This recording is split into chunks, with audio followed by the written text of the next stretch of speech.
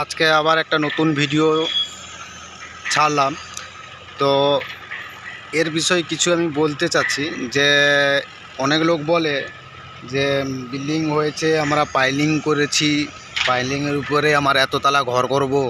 কিন্তু actually high-rise বিল্ডিংয়ের ক্ষেত্রে আগে লোড টেস্ট হয়। এবার এই যে লোড টেস্টটা হবে, এইটা একটা ক্যালকুলেশন হিসাব থাকে যে কত বস্তা বালি চাপানো দরকার আছে কততলা বিল্ডিংয়ের মধ্যে, সেই অনুসারে এটা কিন্তু লোড টেস্ট হয়।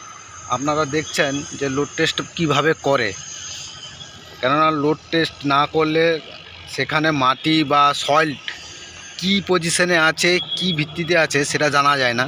যার জন্য কলম তোলার আগে এটা কিন্তু লোড টেস্ট করে নেওয়া উচিত।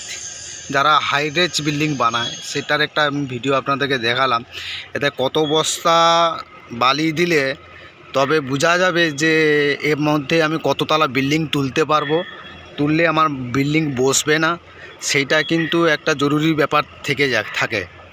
এই জন্য আপনাদের কাছে একটা ভিডিও আমি আপনাদেরকে করে পাঠালাম। আপনারা দেখবেন যে এতে কিন্তু হিসাব থাকে ক বস্তা বালি দেওয়া যায়। আবার এই নয় যে আমি বেশি করে বালি দিয়ে চাপিয়ে দেখে নিলাম বা কম করে বালি দিয়ে চেক করে নিলাম যে আমার বসছে না, এরকম কোনো ব্যাপার নয়। অ্যাকচুয়ালি কিন্তু যে কোনো বিল্ডিং যতলা হয় তার ভিত্তিতে এরা হিসাব করে বালি বস্তা চাপানো হয়, তবেই হচ্ছে একটা সঠিকভাবে লোড টেস্ট পাওয়া যায়। ঠিক আছে, যেমন এই যে কলমগুলো উঠেছে, এগুলা কিন্তু আগে এরকমভাবে লোড টেস্ট করা হয়েছে, করার পর তারপরেই এই কলমগুলো দাঁড়িয়েছে। কিন্তু তার আগে আবার লোড টেস্টের পর ওই যে দেখছেন ওইখানে ওই জায়গায় কিন্তু আগে পাইলিং হয়েছে, ওই রডগুলো বেরিয়েছে, ওইখানে পাইলিং হয়েছে। পাইলিংয়ের পর এরকমভাবে কলমগুলো দাঁড়াবে।